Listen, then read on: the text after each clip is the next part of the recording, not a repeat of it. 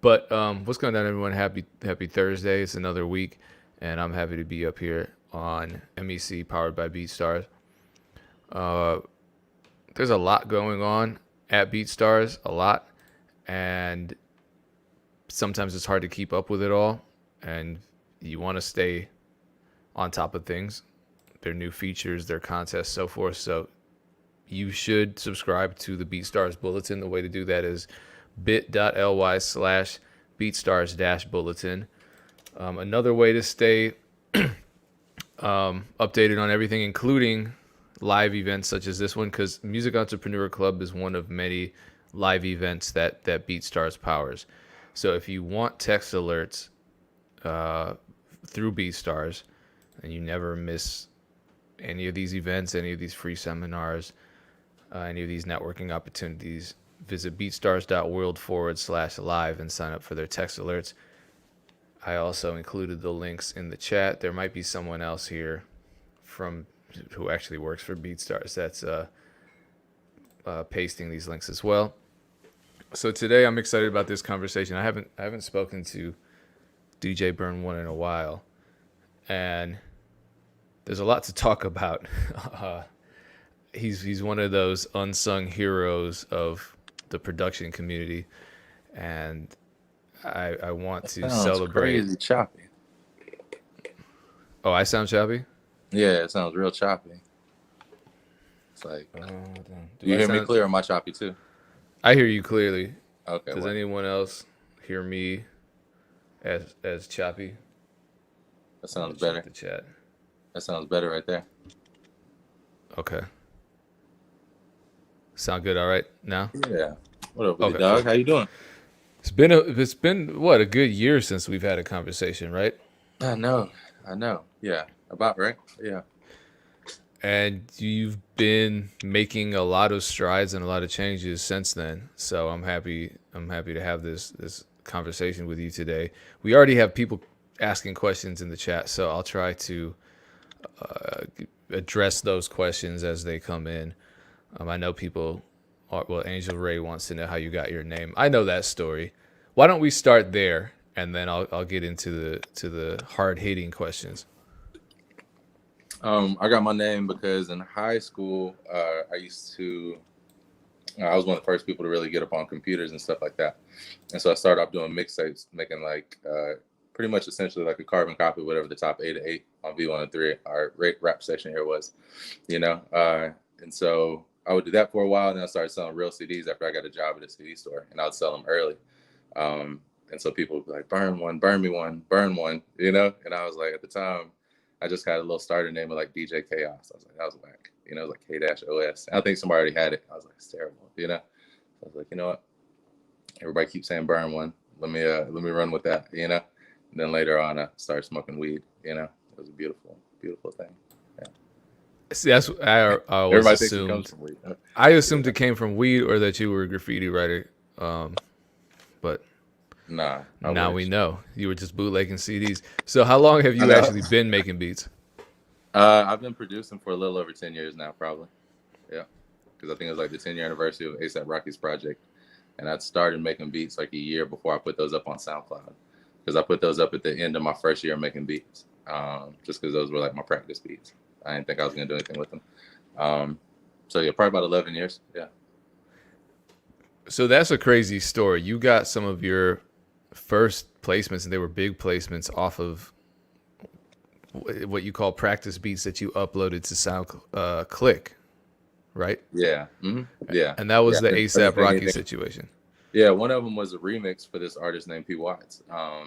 It was a remix. He had an acapella with Player Fly. He got a feature from Player Fly, and I did the beat for Houston Old Head around that.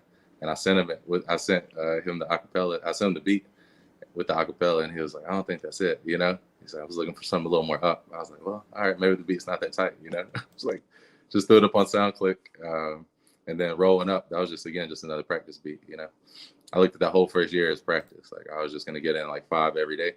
I wasn't really going to tell anybody about it. If somebody came through, they could hear it, but I wasn't really going to like send them out or nothing. I was just going to do them for a year. That would be my like wood shedding, my practice. And then after that, I would just move forward, you know? But I didn't I wasn't considering any of that stuff for my first year. Like, oh, these are like real beats, you know. Some of them did end up becoming real So stuff. that track was specifically intended for a Houston artist, right? He's from South Carolina. South Carolina. Yeah. Okay, Yeah. so it was a Southern artist either Hmm. way. Yeah. So Yeah. that was interesting because that was one of the big, I guess, unique components to ASAP Rocky's overall aesthetic was that he was from New York, but he was making music that had a Southern feel, and so your tracks really helped create that aesthetic. Uh-oh, we lost him. He's back. My bad. That's all good. I was trying to swipe away a message. I don't know if I messed it up. No, if you want to reorient your screen so we can see the HD horizontal view, that'd be cool. There we go. Cool. It worked. I was afraid you would just be upside down. I got one of those iPhone stands. I'm like, I don't know how to use this shit. There we go. Hold on. Lift it up a little bit. I feel like somebody's grandpa using this shit. There we go. You know, this is why you're like, what the fuck? Yeah. Technology. No, that's how I feel on TikTok. Okay. Yeah, there we go. I finally got one of the. Well, I got a whole different setup with my camera now. I'm using a Micro Thirds to stream, and I have a Gorilla Pod, and I actually like it. It looks like a giant desert spider is sitting on my desk right now, but fortunately, no one can see how crazy it looks. So yeah, I mean, that the ASAP Rocky thing was a crazy story because that you after a year of making beats and just putting them on SoundClick and not expecting anything, they reached out to you. You ended up on a major project. You had 2 placements on an artist's groundbreaking album. And so, I mean, 1, it shows you anything can happen. And 2, it shows you that just putting your music out there, releasing it rather than hoarding it will always be the better option, right? Yeah, absolutely. I just figured, I was like, man, maybe somebody would like to do something to these, you know. I think leasing SoundClick was just kind of just making a little bit of noise, and I think online beat selling was just kind of in its infancy, you know. At least to me, maybe it was doing it before, but I was like, let me just throw them up there, and I wasn't like actively putting them up the whole time. It was just at the end of the year, I was like, well, I've got all these tracks, let me just put some of the ones I think are the best up there, So another moment in history that you were a big part of was the rise of Gucci Mane, and you were a big part of his career as well. Actually, in his autobiography, he more or less says that you saved him, which is, that's not something to be taken lightly. I mean, you pushed him harder to get into the mixtape game, which really built his movement, and that's something that he's pretty much synonymous with now. How did that all go down? I know you've told me the story before, but I'm sure there are people in here that might not even realize that, especially if they haven't read his autobiography yet. Yeah, I had met him around the time when he did like a response with this label called Never Again Records to Black Tea. So they did a response to White Tea. It was called Black Tea. Anyway, so I go over to the studio. He's the only one there. Then he takes me to Zetoven's house and plays me So Icy. I was like, all right, cool. I was like, you want to do a mixtape? He's like, what's that? I was like, you put a bunch of songs. I was trying to tell him. He was like, I don't know. I'm about to drop this song. Song comes out and does well. And like a year later, I think he was trying to put out more music, and it just wasn't really going too well. And he hit me up. He was like, yo, that thing you were talking about? I was like, the mixtape? He was like, yeah, let's do that, And just linking up with him, I just kind of described to him what 50 Cent was doing, like the history of what a mixtape was, going from like blend tapes and exclusives and stuff like that to artists like, doing like 50 Cent, doing their tapes like that. And I was like, instead of doing, freestyles like he's doing, yours can be songs, like your original content, as opposed to you taking somebody else's beat and doing your thing. The way your twist could be on it is you're doing original songs, And he was like, at that point, I think he was on the outs with his label, and it just seemed appealing to him. And so he really took that blueprint and just ran with it. Like Chicken Talk came out, and he pretty much left the like distribution. Like I took the picture, he left it all up to me. I put it all together, like even splitting into 2 discs and just everything. And it was really dope, man. It was tight seeing like it spread out through like the Midwest and really go crazy. And then he kept that shit going, like he came with another one and another one, and just kept up the quality. And he's always in the studio and he loves rapping, like he has fun with it. Like I have fun when I make beats, so it's like, it was just, it was cool to be in the studio with him because we spent like a month in the studio. We only used like maybe 2 or 3 of the songs from those sessions, and the rest of it was from previous. But it was a great time, definitely. I mean, up to that point, I feel like that was around the time, and correct me if I'm wrong, that was around the time when mixtapes started becoming what they are now, which is essentially just the album Yeah, of absolutely. all It's original like music. independent album. Yeah, so who was doing that around that time that inspired you and Gucci Mane to start down that path, or was that something that you broke some ground on? I mean, I don't know if I claim to be the first one to do it like that, but it was just something that we were all doing. Like me, Black Bill Gates, Scream, um, Pretty Boy Tank, like a lot of Atlanta DJs. That was just kind of something we were doing. We'd do exclusive tapes, and then we'll do tapes with artists. I don't really know if it was like who came first thing on that, but I think it just became like a way of being like, I want to do a whole project with you. Like I did one with Young Dro, and that ended up being more mixtape-ish because he didn't have as much original content. So that was more like a mix of freestyles, older songs, and new stuff. I just kind of put it all together of like, this is, I called it Future Legends. I was trying to package it together like this is a full buffet of this guy's styles and flavors and stuff, and that actually worked. After that came out, Joe hit me. He was like, "Yo, I have a fan base now." People hit me and say they're my fans off that project.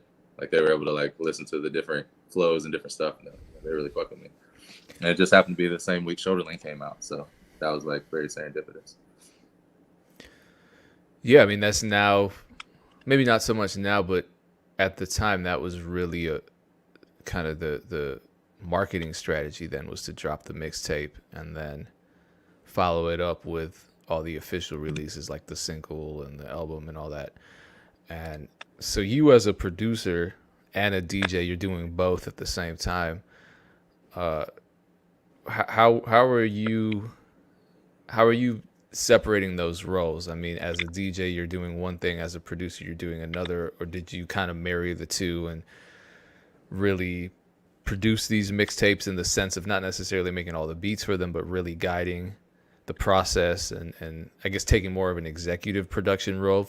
Because I know a Yeah, lot of producers want to wear a lot of different hats. They don't just want to make beats. absolutely. It was definitely more executive production in the beginning, and then once I got to like Starlito's Renaissance Gangster, that was when I started like actually producing on the projects. A lot of it early, like I said, was like Gucci, like telling me else to do a project. He's like, I don't know anything. You can run point on everything, distribution, So I talked to the wholesalers. I talked to all the, mom and pop stores. I got, like I said, I took the picture. I got the cover done, top to bottom, even saying, hey, this is going to be a double disc. And, these are the songs we should use.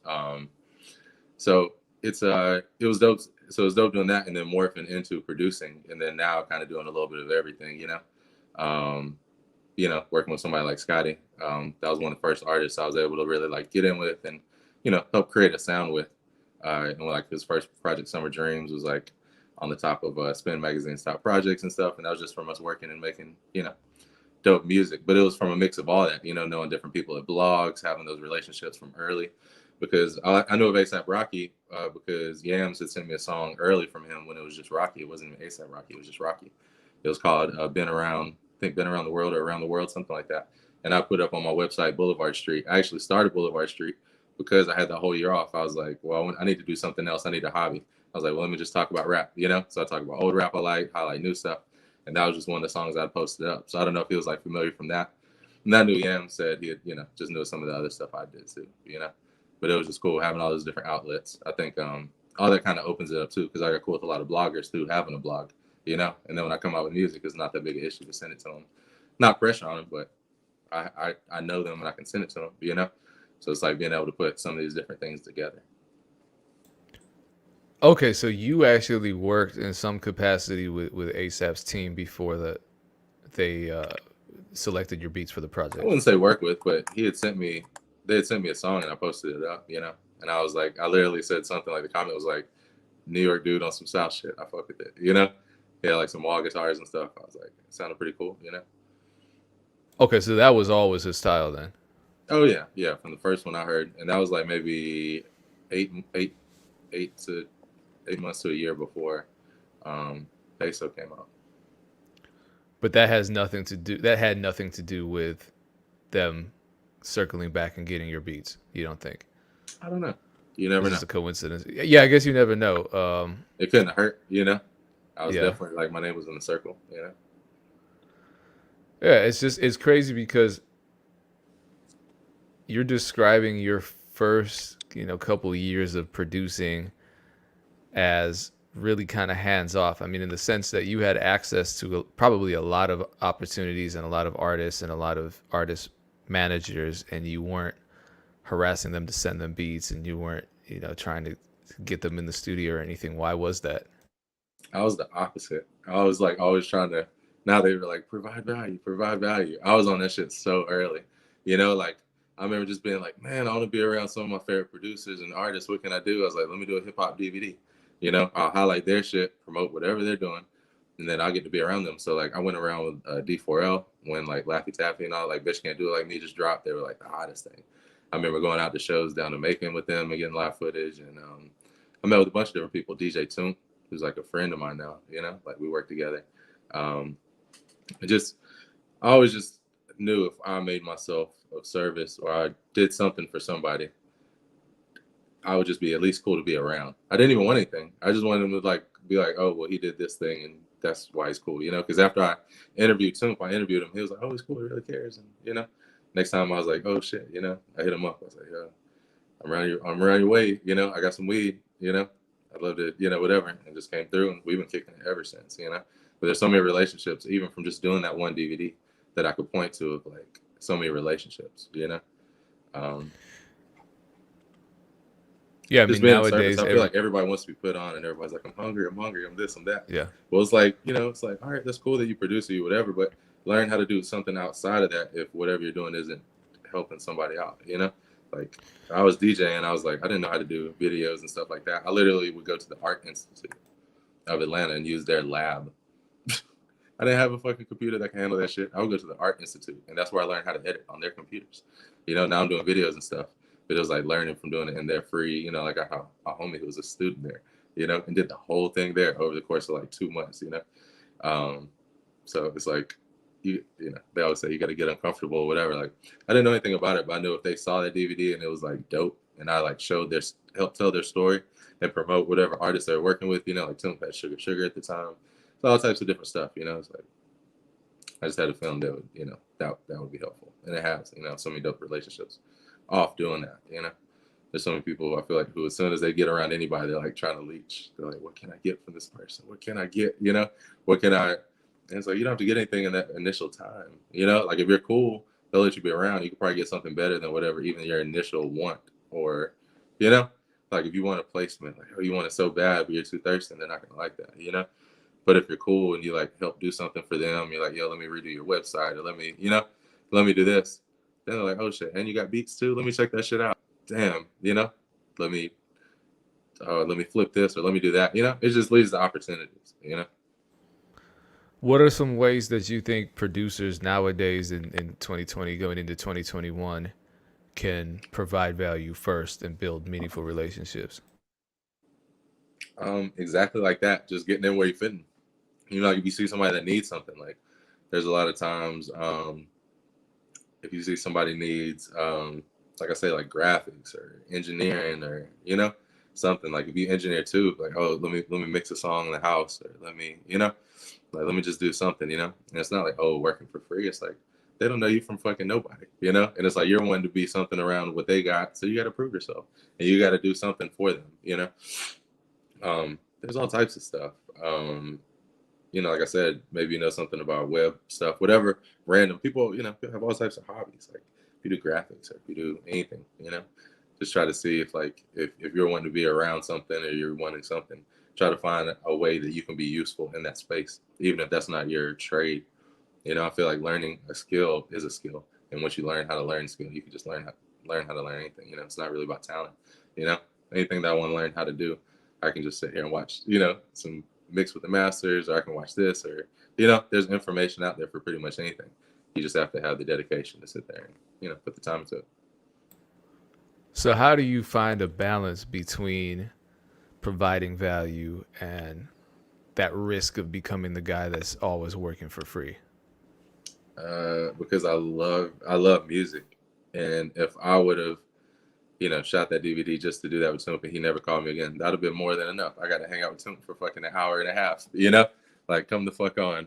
How is that a loss? You know what I'm saying? Like, people look at stuff in like weird ways. It's like, I got to be around him for an hour and a half. Like, even if we never talked again, that was more than enough. Like, I learned so much. I could have just watched the interview back again. I think people just expect too much out of things. Like, it goes like the gratitude and shit like that. If people are just grateful for the little things, and I just feel like I said, I feel like people just get real like leechy, and if they like get off that energy and just think, what can I do to help somebody? Somebody's gonna want to help you because they're like, damn, this dude helped me out, or this girl helped me out.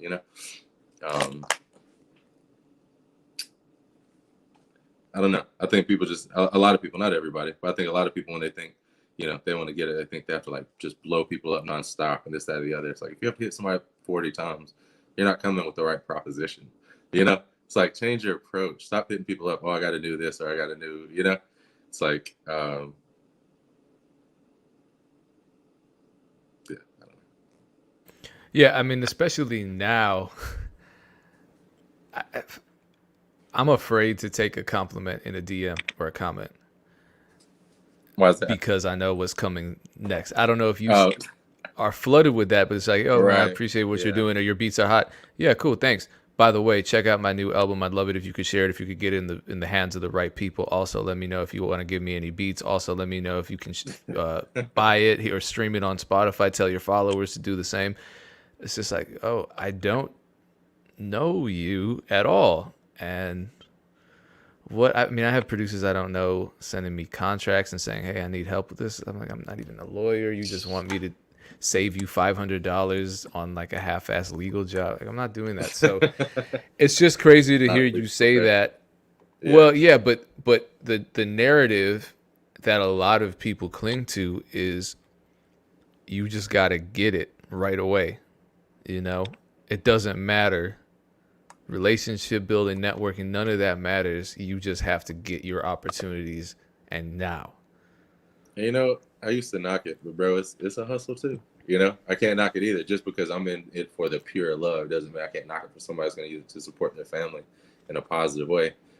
I used to look against that, but I'm like, who am I to judge anybody? It's like, if you're going to use that as a legal hustle to, what I'm saying? Whatever. It's like, I'm not really tripping. It's like, there's ways to go about it. There's ways that you can help yourself in the process, Right. Even do you think it's effective? Not be short-sighted in the process, but I feel like a lot of people, what Puffy say, I forget what they said. It was like, don't blame them for they know not what they do. It was like some random thing that he had said at the end of a song. Like, they don't know, dog. A lot of these people are new. They have no idea. You know what I'm saying? Like, this ain't a contract because they don't know to go get a lawyer. And, you know what I'm saying? Like, to go and hit somebody up. They haven't watched enough of your videos. They should watch more of your videos. It's like, they should do a little more. It's like, but that's something a lot of people should do too. Like, you have a question a lot. Google's your friend. Before I hit somebody, I'll hit Google first. And I'll try to find out, like, I'll source like the top 5 or 6, answers and kind of figure out the truth in between it, And then if there's something highly specific, then I'll hit somebody, I don't know what's going on with that. Yeah, I mean, I think you're absolutely right that people just, they don't know better, and they got no idea. Right, and it's ironic because this is the information age when there are more free resources than we've ever had before. Right, and then also too, you got to think that's mixed with like the most. This is like the most things are given to you at a whim time ever. Like, all the information is at your fingertips. All because of that, people are lazier. I've had to like rewire my brain to thinking like, oh, bouncing something, because I work in all the different DAWs. So I'm like, I had to rewire my brain to be like, it's not a big deal to bounce out my files from my stems in Ableton and throw them in FL and then mix it in Pro Tools. I'm not working with 2-inch tape and having to cut it every time there's a new take and having to like splice it and do, like, I hear those stories. I'm like, damn, I sound real lazy being like, oh, I don't want to, I'm like, I have to like check myself on that, So I think that's something we could all, work on a little bit. It's like, stuff is so easy now. Like, people are sitting in their room getting all this knowledge right now. You used to have to go to a seminar. you know, Yeah. or you used to have to And like pay be for under it the and tutelage of yeah. somebody and like carry your records or come and set up my instruments at a show, or you know what I'm saying? Like, but now they can just sit at the house and get this information, you know? It kind of makes all of us a little bit spoiled, but I think it's like the information still should be out there. And the people who are doing it for it, they're gonna get it and use it positively. You know? It's like whether they get it now. I've said so much stupid shit to people, you know, like talking about somebody sending you a contract. I've done similar shit to that. Not that, but like things in that vein, just being green, Yeah. you know? And so it's like, can't really knock them, you know? Like when people are heavy handed in their approach, that's just what, you know, it's kind of kind of puts me off. But other than that, you know, it's like we're all figuring it out, you know? So changing gears, early on in your career, you had some kind of negative interactions with the major labels, and that I believe made you want to advocate for producers. What would you say is the biggest concern for producers with regards to working within the major label system?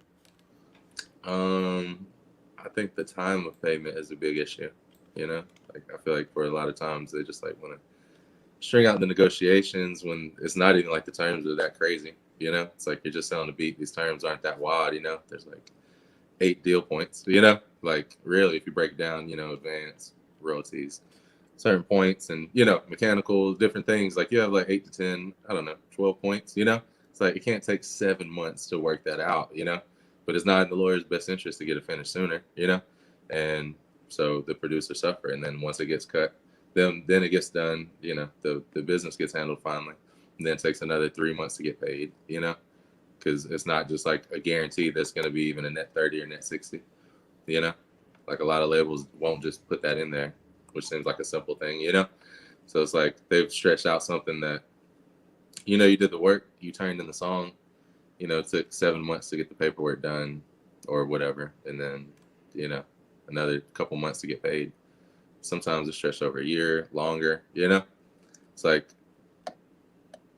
wasn't like I chose to be a producer advocate. It's just like, I want to tell people, like, hey, I went through this shit. And if I could tell you my story, maybe you don't have to go through it, you know? Like just saving people some headaches and, you know? That's why I'm never like, don't sample. It's just like, if you sample some random shit like I did, Lionel Rich, you might be a songwriter and want 40,000. You know, it's like, you're putting yourself up to that. Now it is the label's job to pay for it. Very true.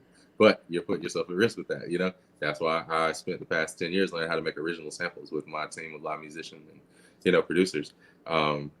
We make all our shit sound, it's live, but it sounds like samples, you know? Like I spent time figuring that out just because I didn't want to have to deal with sampling. But I still sample, you know? I love it. It's the backbone of hip hop. But now it's a challenge for me to make, after that first year, I was like, damn, I love sampling. To me, it got kind of easy. And I was like, I wanted a deeper challenge, you know? I was like, I want to make textures like these. I want to make stuff that sounds like this. And so somebody like Pierre, you know, Pierre Bourne, he's able to like slide away because when I first met him, he played me a beat that was sampling Street Fighter. It was so hard. But I was like, you probably shouldn't sample. I think I told him don't sample anymore, just boldly, you know? I was like, you know, I told him about my situation. And then he goes on, you know, does Magnolia and other records, no samples, you know? He's eating all that, you know? It's like, if it was a sample and it could have been a problem, you know? I remember working with the Backwoods. I was doing their A&R when I was young, like 19, when they were signed to Dallas Austin. And there was a problem with them clearing the Oompa Loompa sample. They had a song called I Don't Like the Look of It. And it was you know? So it was like Dallas could get it cleared. So like, shit, we'll sign with Dallas, you know? It wasn't like that was the only thing, you know? But it was like, shit, if we need this song, you know, we really think this song's going to work. And he's got that relationship, you know? They kind of push in these positions that otherwise you wouldn't be in, you know? And so certain records are worth that, you know? That record was worth that for sure. But, you know, like I say, now that's why I like the original samples. And it's like a whole new marketplace and a whole new avenue. It's really dope. You know, like when we started doing it like 6 years ago, I couldn't have seen it blossom into what it is now. You know, it's really dope. So you keep alluding to your situation with sampling. What was your situation with sampling? Oh, with the A$AP Rocky records. Those first 2 records, one of them was the Lionel Richie sample, or he had wrote on it. And then another one, I forget what it was, but I think the Lionel Richie one, that was the problem. It wasn't a Lionel Richie song. He just happened to be a co-writer. I think it was like Fifth Dimension or something. And he won like 40,000. So that was what they kind of just, you know, sat behind. They're like, he wants this much money. We're not going to pay for that, you know?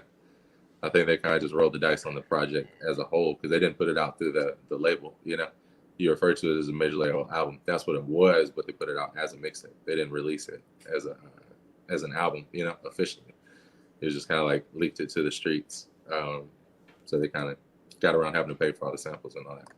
But that led to a lot of issues, a lot of problems and just different things, and Yeah, because that gets sloppy then, because it was somebody being has sold, an right? actual excuse to not pay you, and it's like Yeah. you feel like, damn, you don't want to just throw me something anyways. Like I feel like, so you don't think I deserve nothing, but this is where people's hearts are, But that shit kind of stunned me from, it was funny. Even before that happened, I had kind of made up my mind that I was going to find musicians and start making my own samples. I just had it in my head, and then I got with Ricky and Walt and Professor, and we started forming the 5 Points Bakery. Okay, so tell me about 5 Points Bakery. What is it in a nutshell? So we're a production company. Right now it's me, Go Ricky Go. He plays guitar. He's an artist. Walt Live, he plays keys, and he's an artist as well. And Anna Valena, she sings and plays different instruments, and she's an artist as well. But all 4 of us, we produce together. Me and Walt, we mix together. Like mix records. That's something we've been doing a lot lately, is mixing records. We actually just started mixing and mastering records at the legendary Tree Sound Studios here. That's a service we're offering in conjunction with them now. So it's really dope to form a partnership with somebody like that. Like Drake and Future did What a Time to Be Alive there. Elton John and Lenny Kravitz have recorded there. It's like so much history. So for us to be able to offer mixing and mastering out is like an honor. So we do that. We do sound design. We got some of our sounds in the 1917 and Justice League movie trailers. And so like the 1917 where there's like these gun sounds, and then I forget what it was in Justice League, but sound design. We do all types of stuff. We done scoring. We scored Snow on the Bluff. We did the trailer music for that and some of the music in there. We scored like an E3 commercial for Ubisoft. All types of different stuff. So basically we all play different instruments and different things, and then we warp and mangle them and make them sound, like samples, and then build on top of that. So we might play for one of us playing or a couple of us playing, and we'll play for a little bit, and then we'll flip that and then grab like a section and then build on top of that. Just like we would the samples, we just make the sample ourselves, And so that's really dope, We're about to start doing a lot more stuff on YouTube. We got a show called Options that we're about to start dropping content of just showing us making beats, showing how to make cool shit. I'm gonna show people how to make samples, how to make them the right way, like I know there's definitely a market for loops, but we make compositions, like from 6-7 years ago when we started, we've always just made like these pieces of music that like may go like 2 minutes and it morphs and changes. And, I know some people just have a couple, they pull the omnisphere and do a couple plucks. It's not really a sample, that's why when I hear loops, that's what I think about, I don't know what I'm rambling on about now. Well, here's a question that's yeah, exactly. Yeah. Then was that how you would describe it? What we come up with. Sorry, I was answering this question. Yeah, we jam.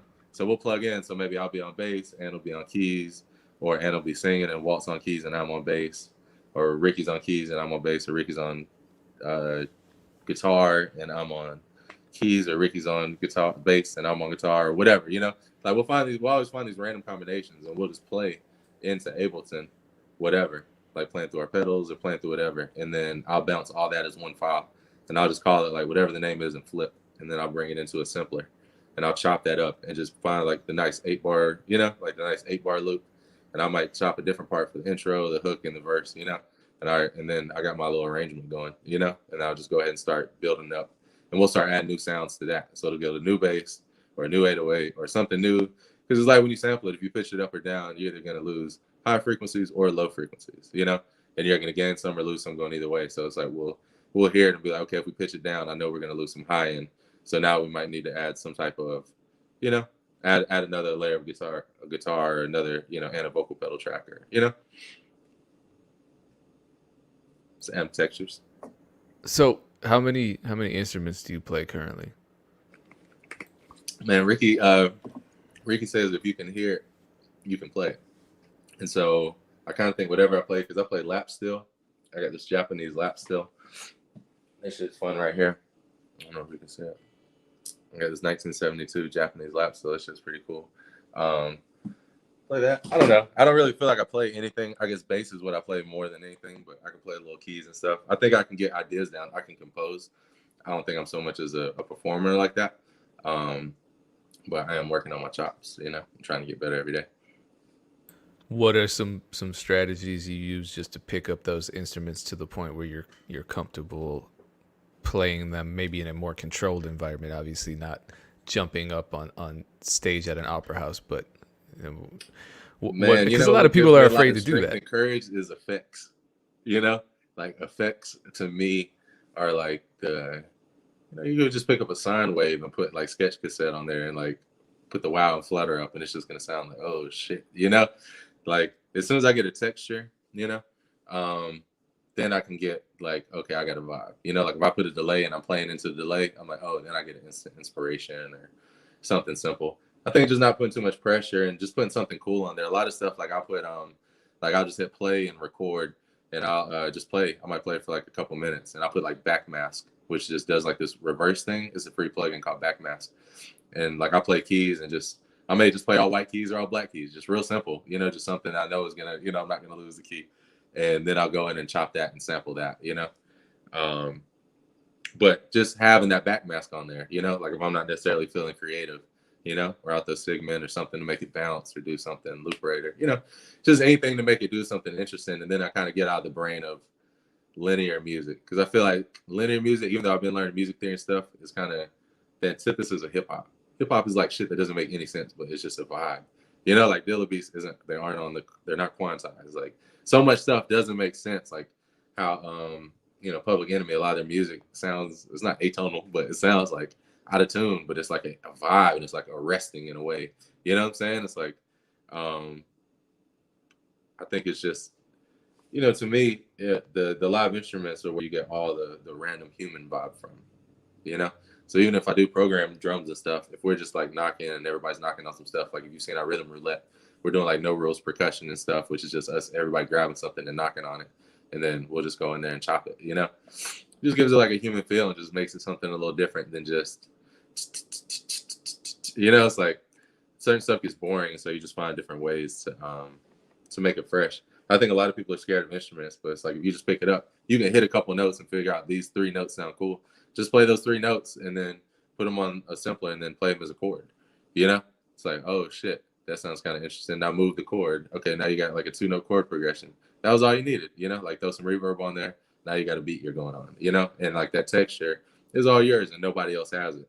You know, and somebody's like, man, that sounds like a sample. And they're like, man, I was just playing 3 notes. You know, like a lot of shit to me, I feel like everybody's doing it because it's so simple to me. I'm like, well, of course I just play 2 notes and then I just play the 7th chord over here or something. It's like, even not knowing music theory or anything like that, it's like, I don't know. I think we've always just searched. We're like Sonic explorers, you know?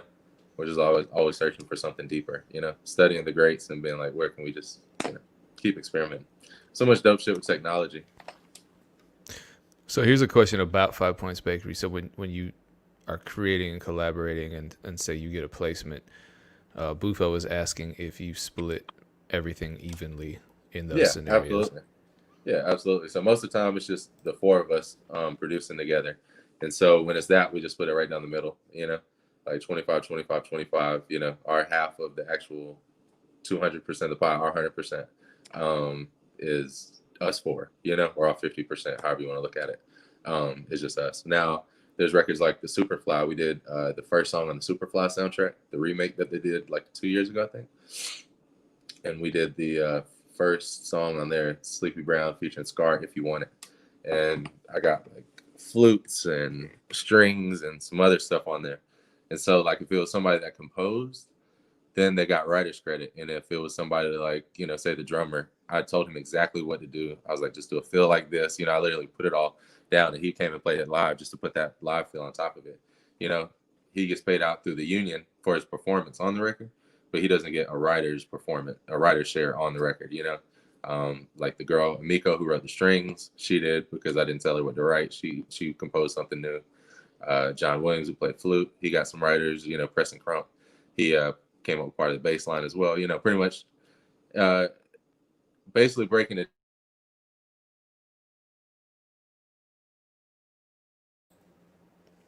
Okay, We played are this big a frozen, it role looks in it, like. you know. So maybe you get a bigger portion, or yeah, it gets a little bit more dicey. But on just on the everyday placements, yeah, we just mix it all up, like everybody gets even shares. So, what do you do with these samples once you're done making them? Do you sell them? Do you send them out to producers? How do you go about that? The main thing I do is send them out to producers, our homies. Like Lil C, we sent him one of our samples. We've been sending him sample packs, and that's how we landed Jadena's Tribe record. He did that with Mike and Keys, and that ended up being one of his singles. And that was a sample from like 2016. And they just took the first 8 bars of it, just the piano. And so, we split that kind of like on a 3-way split, like it was kind of like known producers like Lil C and then Mike and Keys. We'll give everybody equal. Usually, if we place a sample, me and whoever played on the sample, we get half, and then the producer and whoever they bring involved, they get half as well, because sometimes they'll bring in a co-producer or whatever. It's like you can bring however many people you want, equal split on your side, equal split on our side. Just keeps it simple, because it's like it takes everybody to make the record. We won't get into that, level of importance unless there's like 13 people on the song, then you have to. Yeah, I know that's a point of concern for a lot of producers using samples just because they're afraid of what's going to happen once there's actually something at stake. And I see conversations and conflicts about splits and everything, and people arguing about who deserves a bigger split, even if they're arguing over 2 percentage points or something. How does you just cut through all that with your team? You make them act right. Some folks you got to make them act right. Like shit, I'm not signing off on this if it ain't right. Like you can try to pull whatever, because people just straight up just try to do whatever they can do. Whatever you'll allow people to pull, they will pull it. So a lot of times you just have to make people act right and be like, we're not going to sign this, or this is what we will sign. Being fair. Like it doesn't make any sense. A lot of people like try to shit on the loop makers or whatever. It's like you had to use that to make the beat. You didn't make it without the beat. That's half the the music and the beat. It's half and half. It's like some people getting to like dicey, not dicey, but like they start getting real choosy about that. I'm like, I never understood that. It seems like if you got a bunch, seems like it makes more sense to go on a run with these producers if you got a placement than to argue over a couple percentages, because no one song is really gonna, go crazy like that. And that crowd mentality is probably gonna fuck it up for being a hit. You're putting bad karma on your own songs. Being like, oh, I had to fuck this person over to get another 5%. It's like, was it worth it to put that bad karma on your song? Probably not. What's some advice that you can offer producers who are trying to get into the sample creation realm? Listen to music and then just have fun with textures. Like don't just pull up a stock preset and leave it at that. You can start it with that, but put some other effects on there. I've name dropped a lot of different effects on here. If you look at any of those, just put some different sauce on there. Make it saucy. Like make your melodies something interesting. Make it sound weird. Make it like what producers are looking for is something fresh and something that sounds like it's like what Ricky says, how he describes our sound: foreign to the ear, familiar to the spirit. That's what they want. They want to feel like they've heard something before, but just nobody's heard this one, and they got this one loop. You know what I'm saying? So like now, what we do a lot is we'll send exclusive packs out to producers. Because a lot of producers don't like you having different packs. Or a lot of producers don't like the same producers having the same packs. So I'll send like 10 or 15 out to a producer, and I'm like, yo, just let me know which ones you want. I'll put those to the side, and then the other ones can go back on them. To send back out, that way we got enough music. I looked the other day, we got over 1,000 samples, so it's like we got more than enough. There's no need to be like, oh, even if you only have 20, just send 5 to somebody and be like, I just sent you these. If in a couple weeks, no rush, if in a couple weeks you just let me know if anything hits your ear, even if you just like it, I'll put it to the side for you.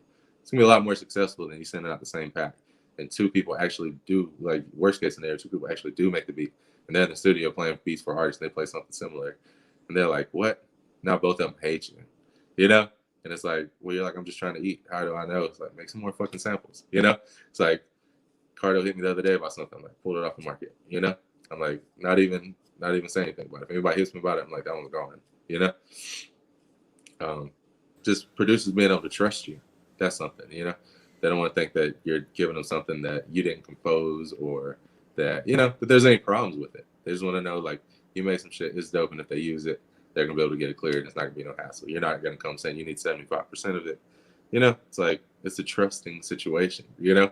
Like, they're using yours other than them just playing it themselves or using the actual sample, you know? So it's like, you have to give them a reason why. It almost has to be more enticing than a regular sample, you know? You just gotta make it appealing to them. Yeah, we had this conversation on the MEC podcast about, and this was with Track Sounds and Dame, about sending the same beat to multiple artists. I have your take on sending the same sample to multiple producers, which I guess you try not to do. I'm sure you've Yeah. done it before, but it's probably based on, you know, your relationship with that person. But is that the same way you feel about beats as well, sending the same beat to different artists, or is that, would you say, a different situation? No, all the artists get the same beats. I'm just kidding. Yeah, you know, I'm not really as as picky on that, because a lot of artists, they'll just naturally, if they like something, they'll tell you that off the rip. You know, I think it's something kind of just as producers we have to kind of not start talking about more, but just communicating more about. You know, it's like, we don't want everybody having the same samples. Then just let us know which ones you want. We could take those off the market. You know, don't let me send you a 20 pack and then I don't hear anything back about it. You know, it's like, just let me know. So I think with artists, usually they're like, yo, that one right there is crazy. I feel like artists be the first one, like, put that to the side, or, you know, they'll just let you know more often than not. Yeah. So let's talk about some of the new projects you're working on. You recently worked on a K Major project that seems to be doing well streaming wise. That's the totally independent project. Yeah, absolutely. We did 2 songs on this project. One of them was with Jacquees. That was doing really well. Or no, we did 3. So that was the third one. We co-produced that one. And then we just produced outright the other 2. Really dope. He's a really dope songwriter and artist. I've been mixing this girl named Mami, Mamii. They just started dropping records on her. This record called Jamie. Y'all should check that out. I mixed that one. That's real dope. I did like 12 records. I mixed 12 records for her over the summer. That's really dope. Anna Valina, who's part of our crew, she's got music dropping. We got a lot of music from her, dropping a lot of videos and stuff. We're about to do her big push. Go Ricky Go. He's got like 3 albums ready, you know, like 2 instrumental albums. He's got a Digitech. You seen those? The Digitech, Electron Digitech. I forget what it's called. Maybe it's just called a Digitech. But man, he's going crazy. He got that in the Kai Force. So he's been going crazy. I'm waiting on my MPC Live 2 to come in the mail like any day now. About to go crazy. Just want to go sit in the woods and make some beats, you know? Like, it's got the speaker on there. Yeah. Oh, that's what the new MPC has a speaker built into it. I'm sorry, what'd you say? You said that it's a new MPC. See, I'm so out of the loop. The new MPC has a speaker built into it? Yeah, the new MPC Live 2 has a speaker on it. It's really Isn't that crazy that it took them like 40 years to integrate It seems that? so simple to just incorporate a boombox in it, right? Yeah. Okay, so all these independent projects that you're working on that are doing well, how do you end up making that happen? What kind of networking goes into that? What kind of relationship building goes into that? Are you just sending beats out to these artists, or is it something a little more direct than that? As far as production goes? Just getting in with the independent artists. It comes through different ways. Sometimes it's through relationships, you know, through different promoters or different people I worked with before. Maybe somebody's a rapper who kind of retired and now they're managing artists, and I have a relationship with them for, you know, a while. It's mainly just relationships, you know. Honestly, it's like doing good business. Like, there's nobody that can point to me as like he's done me wrong in any kind of way, you know. So people were like, at the very least, like, let me try them out and see, you know what I'm saying? And then usually they like it, so they'll come back and do more work or get more tracks or more mixes or whatever it is, you know. It's just having that work ethic and that quality, and people knowing that they can depend on you. I feel like to attract indie or major artists, if you have that, people are going to come to you, you know. So here's a question, and I know this is another one of those points of concern for producers. I see the same question asked all the time about beats, and now we're talking about samples. What kind of legal concerns do you have with sending samples out, if any, and how do you address them? Well, none, because as soon as you create it, the copywritten is technically created, So if somebody wants to try to steal it or whatever, all you'd have to say is, here's the file. You know what I'm saying? My file said it was created on this day, I don't know if it's hard to create you created a file beforehand. I don't know. I don't worry about that. I feel like that's such a small issue to worry about. If you're really in it to win it, then if that happened, then that would just be like a minor road bump, I feel like so that's never happened to you. Oh, never they don't had want to derail their career. It's like you're worried about your stuff getting stolen and nobody's even heard your music. Like get somebody to hear your shit first before you're worried about it. It's like I feel like people are worried about the wrong stuff.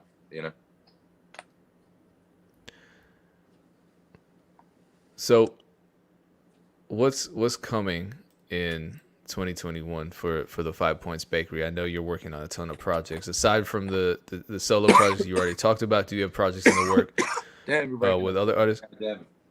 God damn it. You're breaking up. It just went chop, chop, chop, chop, chop. No, you're blaming the cough on you me. Sounded like the hook on Stay Fly. It was kind of hard. Can you hear me now? I can, bro. I can hear you now. What do you? Say that last piece one more time. What's on the agenda for 2021 for you, 5 Points Bakery? What are you excited about coming up in the next year? Bro, I'm so excited to get back to releasing music, man. We got so much music that we've been working on, and I feel like once we formed the 5 Points Bakery, it was a matter of me understanding how to arrange, how to harness live instrumentation. I used to just think if I got somebody to play guitar on my track, it would sound like diamonds and wood. It's like, it don't just happen like that. Like that was the guitar player from the Meters, and it was Pimp C making the beat. Like these people put more than 15 years into their craft by that point, where's that going? What was the question? Sorry, I was going somewhere with that. Yeah, what are you excited about? You said releasing music. No. But anyways, it was like I feel like we had to figure out how to harness the live instrumentation, how to do arrangements, just how to not do too much. It's like Ricky in the beginning would play for like 20 minutes. What are you gonna do with 20 minutes worth of guitar? It's like pick some shit and roll with it. You know what I'm saying? Like go with your gut. Like don't think about it. Like you learn your way. And so now I feel like we've kind of mastered production, as far as the art of just understanding. We'll always be searching for more and stuff, I feel like as far as getting down tracks, we got that, arrangements, and now mixing too.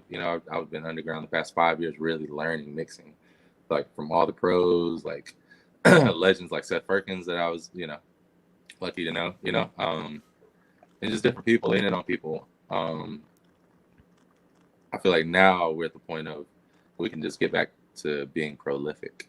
When I entered the game, I was so prolific with releasing mixtapes.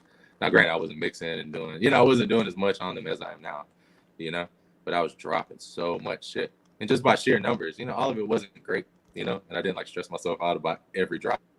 It was just this is one I'm fucking with, put it out. This is one I'm fucking with, put it out. That's what I'm about to be back on. I love it. It feels good. Let's get it right. Let's make sure it sounds right. Let's get the video right. We're shooting our videos, we're editing, we're doing everything, So it's and now it's just moving like a label and just releasing all the stuff that we have, just from all of us, from Anna, Ricky, Walt, just all of it, just dropping music and just getting back to being prolific and just feeding people, It's like if you're not feeding people, they can't interact with you, they can't, they can follow you, they can't, they feel out of you, so it can be good. Yeah, it sounds like you're breaking up a little bit. It sounds like you're on a talk box right now. It's kind of tight. No, it's not. It kind of is. You don't have to deal with the tube. No, now it's really bad. Right. You're kind of breaking up too. I know we're running out of time. I do want to bring up one more can of worms. I don't know. It's probably not really a can of worms, but I'll wait for the technology to catch up. Yeah, it sounds crunchy. It sounds like you're running your audio through one of those effects processors that you recommend.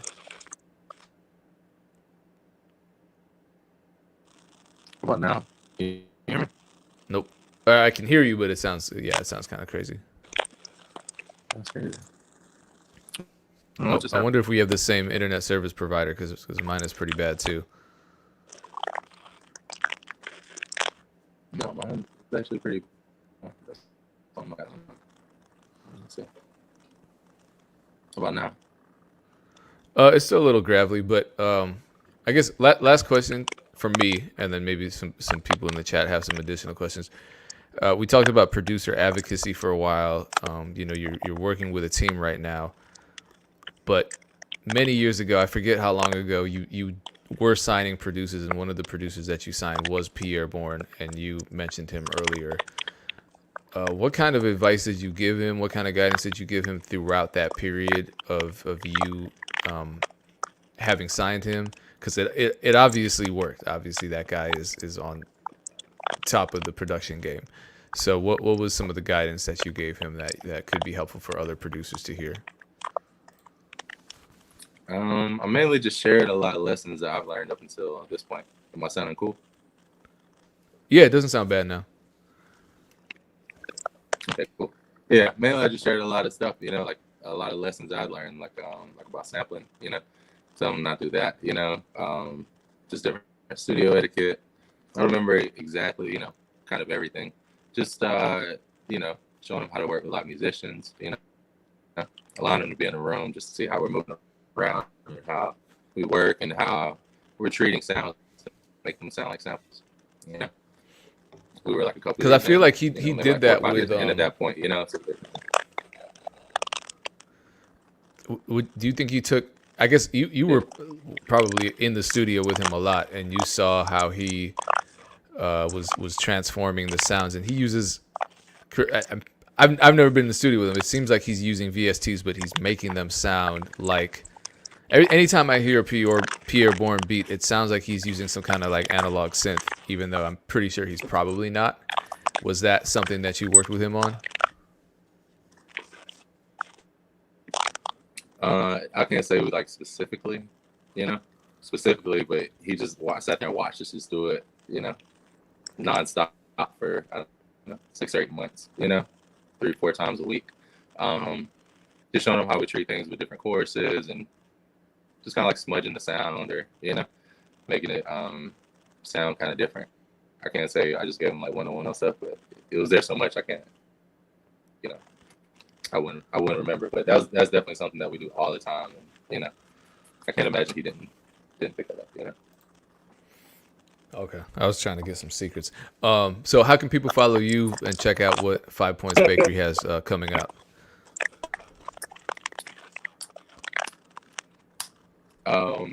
What we have coming out. So we got Anna coming out.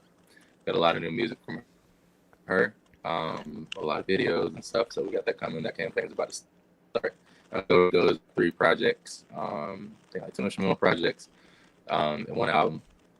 And then Walt just put out Red Velvet Roads. We'll have some more stuff coming out. We're really about to get into this crypto art space too. We could do a whole nother interview on that. Do you know anything about that? No. That's great. But yeah, so basically, like, there's these different marketplaces on the short of it that run off of Ethereum, and people can buy art. And so there's like gift makers and people doing like Cinema 4D, like different designs and stuff. But now there's composers actually doing music for it, and they're starting to accept music. And basically, you're creating these one-of-one pieces, and people can bid to buy these pieces online. And so it's like you're creating art. So as opposed to creating a beat just for sale for an artist, you're creating it with a piece with this graphic artist, and maybe I'll sell the piece for $8,000. And then some of these places have royalties built in to where you can have 10 or 15% come back to you. So every time that sells, you get a royalty on that, just like music. And it was informed off of music. They wanted it to be like a music royalty rate. And it's all controlled by the blockchain. So it's all, like in the open, and you don't have to worry about how many times it's sold and stuff. But that's a really interesting new space that we're just learning about now too. And so we got some pieces coming out for that. Yeah, I'd definitely like to have a follow-up conversation with you. So let's work that out, because that sounds like some really forward-thinking, futuristic. It sounds super Yeah. random, but it's all legit, and it's actually exciting. Man. It's really exciting. I feel like it's like a new way for creators to get paid, for sure. Okay, so how do people follow 5 Point Bakery on social media? You can follow us at TFPB ATL, like 5 Points Bakery, TFPB ATL on Instagram and Twitter. At DJ Burn One for myself, at DJ BURNONE. Anna Belina, Go Ricky Go, Walk Live. I think it's Go Ricky Go Guitar and then Walk Live. Yeah. Okay, once again, Burn One, appreciate you. Hopefully we Follow don't us. wait another year until the.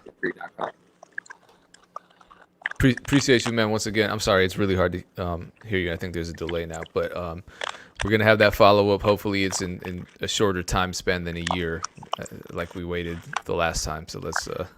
I'll try my hardest not to make that happen. I accept the blame for that. Appreciate you sharing all your wisdom and your experience, successes, mistakes, everything. Once again, shout out to everyone that tuned in today. We're back Monday at 3 p.m. Eastern Standard Time here on the Music Entrepreneur Club, powered by BeatStars Live. All sessions are free. Tune in. Dame's on Mondays. I'm on Thursdays. I'll be back next week, same time, same place. And I will be talking with Adam Friedman, who's one of the most notorious producer entertainment attorneys. And read his tweets. It's entertainment for days, and you'll learn something. So until next time, peace. And thank you, BeatStars. Thank you, Burn One.